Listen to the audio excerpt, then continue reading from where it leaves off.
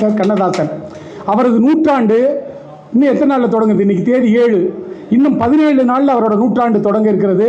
நானும் மருத்துவர் கீதா அவர்களும் பேசும்போது சொன்னோம், புதிதாக பொறுப்பேற்றிருக்கிற அரசு கவியரசர் கண்ணதாசன் அவர்களின் நூற்றாண்டு விழாவை கொண்டாட வேண்டும் என்கிற ஒரு எளிய வேண்டுகோளை வைக்கிறோம்.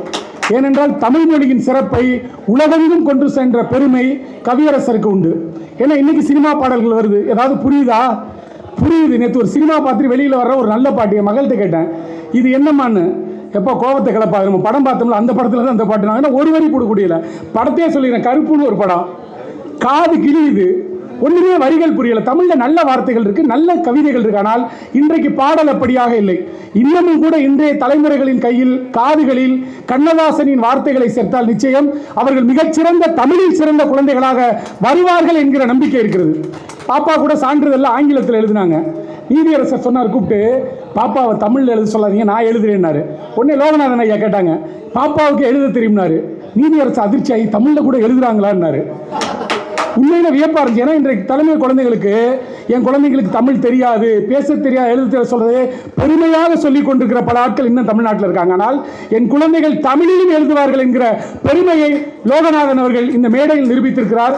அதனால்தான் அவர் ஹலோ சிட்டி என்ற ஆங்கிலத்தில் பெயர் இருந்தாலும் இந்த யூடியூப் சேனலில் தமிழுக்காக ஏராளமான நிகழ்ச்சிகளை தொடர்ந்து வழங்கிக் கொண்டிருக்கிறார். இந்த நேரத்தில் 2 செய்திகளை மட்டும் சொல்லி நிறைவு பெறணும். ஏன்னா பேசிக்கிட்டே இருக்கும்போது பிரேமா மேடம் சொன்னாங்க, டாக்டர் கீதாவும் சொன்னாங்க. அதுவும் கீதா அம்மா பக்கத்தில் உட்காந்துன்னு வச்சுக்கலேன், இங்கே ஒருத்தர் பாட்ட ஆரம்பிச்சாலே முழு பாட்டையும் பாடுறாங்க. 4 வரியை சொல்றதுக்கு அவங்க சொன்னாங்கன்னா முழு பாடம். அப்போ அந்த அளவுக்கு கண்ணதாசனோட கலந்துருக்காங்க. கண்ணதாசனோட ஒவ்வொரு வார்த்தைகளும் வாழ்க்கையின் தத்துவம் நிறைந்தது. அதனால தான் அவன் எழுதினான், நான் நிரந்தரமானவன், அழிவதில்லை, எந்த நிலையிலும் எனக்கு மரணம் இல்லை என்று. கண்ணதாசன் எழுதியது பாடல் அல்ல, அது ஒரு வாக்கு மூலம். அப்படி தனது கவிதைகளால் இன்னும் வாழ்ந்து கொண்டிருக்கிற கவியரசு கண்ணதாசனின் சிறப்பு என்னவென்றால், எல்லாரும் நிறைய பாடல்களை சொல்லிட்டாங்க, நான் அதுக்குள்ள போகல. கண்ணதாசன் வாழ்க்கைக்கும் வார்த்தைக்கும் இடைவெளி இல்லாமல் வாழ்ந்த ஒரு மகத்தான மனிதன். தான் இதுதான் உண்மை என்பதை வெளிப்படையாக சொன்ன பலர் சொல்ல மாட்டாங்க. திரைக்கு வெளியே ஒரு வாழ்க்கை, வீட்டுக்குள் ஒரு வாழ்க்கை என்று 2 முகங்களோடு வாழ்ந்து கொண்டிருக்கிற மனிதர்களுக்கு மத்தியில் வெளியில் எப்படி இருந்தாரோ அப்படிதான் வீட்டிலும் இருந்தார், வீட்டில் எப்படி இருந்தாரோ அப்படிதான் வெளியிலும் இருந்தார் கண்ணதாசன். அப்படியான வெளிப்படைத்தன்மை சில மனிதர்களுக்கு தான் வாய்க்கும். அதில் முதன்மையானவர் நமது தேசத்தந்தை காந்தியடிகள். எனது வாழ்க்கையே ஒரு திறந்த புத்தகம் என்று சொன்னார்.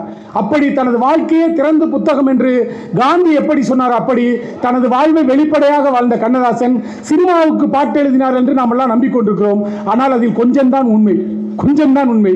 இந்த செய்தி சிலருக்கு புதிதாக அதிர்ச்சியாக கூட இருக்கலாம்.